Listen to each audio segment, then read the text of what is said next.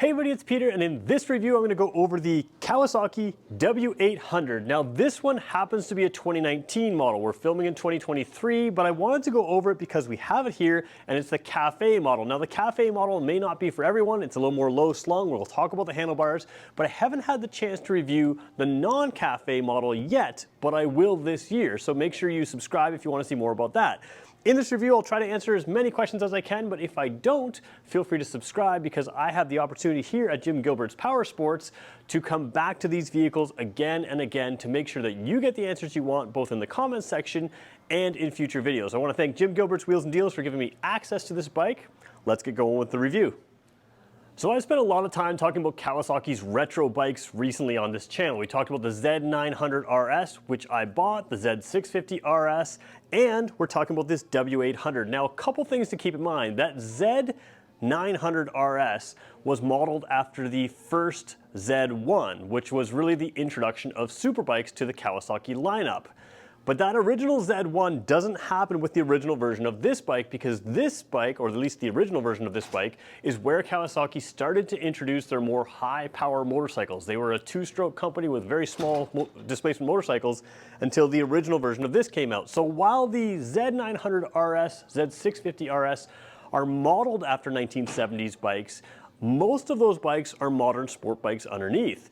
This one blends things a little differently. This is a true classic bike made modern, and it does not have a full modern bike underneath. While it does have some upgrades like brakes, like lighting, and a few other things that make it very suitable for today's world, it really is that classic bike feel as much as you can get from a brand new bike. Now, like I mentioned, this 2019 model is a little different than the 2023 model. 2023 is a little more upright seating position, but the overall mechanics here are basically the same. So let's walk through this bike in detail to show you some of those unique things that maybe some of the other reviews aren't showing you. So what you're looking at right now is what Kawasaki calls a vertical twin. Now, parallel twins are currently in many of their bikes, and this is exactly that, a parallel twin. The difference with most of the parallel twins on the current lineup is that they're slanted a little bit more forward. So this is the vertical twin engine to match that look. You'll also notice no radiator out here. These fins, they actually work. All this area here is actually air-cooled, just like the original bike. So you have a very old-fashioned type powertrain here. Now, you do have this little plastic cover covering up what used to be carburetors. This is a fuel-injected bike. Now, a lot of people kind of wonder about that. One of the big reasons for fuel injection in a modern bike is simply that the fuels today are different. They can gum up carburetors quite a bit. So fuel injection is both useful for emissions, which this does have some sensors in here for emissions and that kind of thing, but it's also because modern fuels are a little different than the traditional older fuels, and they can gum up your carburetor, which fuel injection you don't have to worry about. And that does give you some modern tips, like you don't have to run the choke or anything like that. You just start it and go, which is nice. But the overall feel and sound, you can tell this has traditional looking exhausts that are low slung, and that gives you that traditional sound. And this is actually one of a few bikes by Kawasaki that is sound tuned. Another key bike would be that RS 900 that is sound tuned to sound just right. So let's take a closer look at a couple little features in here that are retro, and we're gonna walk into some of the modern features as well. So when you're making a true retro bike that you want to evoke the spirit of the older bikes, you do things that are not currently done anymore. Look at this long brake lever. It comes all the way down here. Usually they try to shorten that up, I guess, for weight savings, for looks, for who knows what, but really long brake lever here on a fully round rubber-coated foot peg, and you still have a fully round rubber-coated foot peg on the rear as well. So you've got that classic look in a lot of the areas here, including the upper tank here. I guess it's a little off screen right now, or not the tank, but the covers there. So a lot of metal frame sort of exposed there. Very classic look. Now let's take a look a little further back and look at a couple of classic and modern pieces.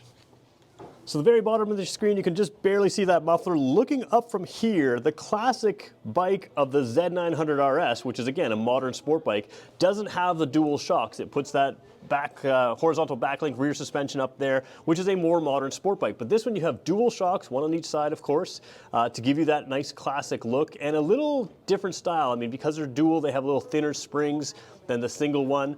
So you have that true kind of original look. You've also got a couple little things that I like. There's a little hook down here.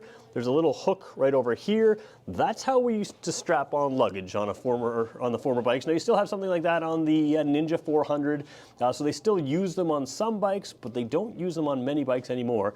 And that's just a little area there designed to do exactly that. Take your luggage that you put here on the rear seat and tie them down. And of course, you got to be aware of the spring here, but you can still bring your strings up here or your bungees or whatever you want and put something on the seat. You've got that handle there as well.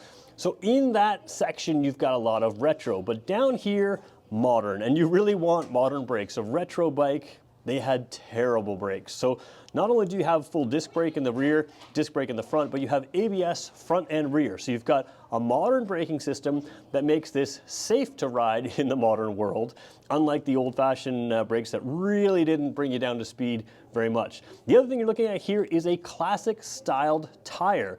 So again, you still have that modern rubber.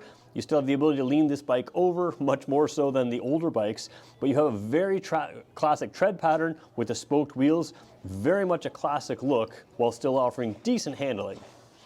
Take a look at the back here. You can see that back tire there. You have your rubber mounted signal lights. So these are sort of carryover parts. They probably would have looked better on a chrome angle here if you were really going with full retro, but they do give the overall look of a classic bike because this is not an LED taillight. It has a nice shape to it with some chrome around here. And the signal lights as well are sort of the incandescent light. So you have that nice typical classic look from the rear. If somebody's watching your lights, they look, you know, not so modern with the LED, but still very bright, very safe, and up to current standards and safety measures. Moving to the gauges here, the instrument cluster, very nice blend of modern and retro. So modern key here because it's a modern ignition switch there, same as the rest of the Kawasaki's. However, in here you have a real blend of modern. So on something like the Z900 RS, the Z650 RS, which again, modern retros, they fill in this inner area with a screen that gives you gear indicators, fuel gauges, temperature gauge, all those kinds of things that a modern motorcycle would have while still giving you relatively classic gauges. This one, of course, modeled after 60s bikes, so you still have very clear dials here, very clear tachometer as well, but you have all the modern warning lights built into the gauges here. And you can see down here, let's just see if we can zoom in. Oh, let's be real careful here. Let's try to zoom in a little bit. So if we zoom in there we go. You can see your odometer there. There are not a lot of functions in this odometer. Let me get the key tag out of the way. Compared to a modern Kawasaki, you have a few more options. So this one is the trip A, and that's it. It doesn't say trip A, it just says trip, and it has a clock, and it has your odometer. Most of the time there's trip A, trip B, there's fuel efficiency information, all kinds of other information in that in a typical modern Kawasaki, but you still have just the information you need with nothing extra in that real classic look. So I'm going to show you the handlebar shape and the riding position here in a second of this Cafe model, which again is not my personal favorite. It's a little more leaned over. The current model is not available in the Cafe model anymore, but it does have a little more upright riding position. But the controls here are the same, and you've got some nice things. Now, the 2023 has a slipper and assist clutch. I don't remember if this is or is not. It feels a little heavier to me, so I feel like this may not be the slipper and assist clutch on the 2019 model, but you do still have the reach adjustment here. Now, the reach adjustment on the clutch is 5 different settings. The reach adjustment on the brake on the other side is 4 settings, so it's just a little interesting there. But you've got classic looking switchgear here as well. They don't just carry it over from something like the current Ninjas or something like that. You've got your high beam, low beam. A modern bike will have a flash to pass, but this doesn't. And this whole section is narrowed down, just sort of like the older bikes would have. Your signal, again, a little more traditional look, works the exact same as a modern bike, but a little more traditional look. And there's a smaller horn button down there. Everything kind of in black, no different colors or anything else. So very modern look down there. Let's just take a look on the other side, and then I want to show you the handlebars. Throttle side, I want to point out again just the kill switch, the start switch, and then there's that brake lever there with that 4-position adjuster. But you can look at the grips here as well, a little bit more modern or sort of retro style. The modern bikes have a little bit more character, a little more pattern in their grips, where this is just a traditional look. Now let's take a look at these Cafe style handlebars, because when I sit on this bike, you're going to see a different riding position than you'll see on the 2023 models. So this Cafe model really brings it back to that sort of early 60s racer, and the handlebar is very different. Where it traditionally comes in here and kind of pops up and out putting this way closer to the rider. This one rolls forward, has a sharp, almost tighter than 90, actually it is tighter than 90-degree entrance out here, and of course the same thing on the other side, making the hand grips come a little bit curled back towards you and way leaned forward. So I'm going to show you what it looks like when I sit on this bike, and you can sort of see the difference between something like this and the current version, which is a little more upright, a little more comfortable. So as I sit across this bike, you're going to see a few things that I like. These retro-styled bikes, they're nice and flat back here. Instead of coming up like the modern bikes, that gives you a nice, easy step over like this. And again, because this is the Cafe Racer, I'm leaned quite a bit forward. Now, this bike to me should have a relaxed riding style, and that's what the 2023s have. But if you like this Cafe style, it's a very sporty feel. So a couple things I like here, although you have traditional tank, you have these tank pads here allowing you to really grip that tank with your legs there. And it's actually kind of a comfortable riding position for a leaned over bike, but it's very modern day super sport feel on this retro style bike. Now this seating position does give you a special seat as well. It gives you that little bit of an extra bump up here so you can get real tucked in and lean in. On the 2023 model, you're going to have a little bit more of a flat seat and a raised handlebar, so you'll sit a little more square, sitting a little bit more upright. I'll show you what that seating position would look like. Again, more like this, more comfortable, more traditional for this bike. Now this is not in any way a super sport bike, but it can give you the feeling of those 60s racers, which is what it started out as. Let's look at the front end of this bike as well, because it's got some mix of modern and retro as well. So take a look at the front wheel here. Again, that retro style to the tire here. Again, decent handling, but not modern super sport in any way. But you do have a single disc here, obviously large, vented. So again, not up to typical superbike standards with the dual discs, but a single disc here to give you proper stopping power and ABS brakes. That's what this little panel here is. It's the sensor for the ABS brakes. You also have these sort of shock covers here. A modern bike with right side up shocks like this would have a little shield up in front of here to keep sort of the dust and everything and the bugs and everything that you're going to hit up here from breaking your shock seals. But this gives you that retro look while also protecting those shock seals there. We're going to move up a little higher and take a look at this fairing with this headlight.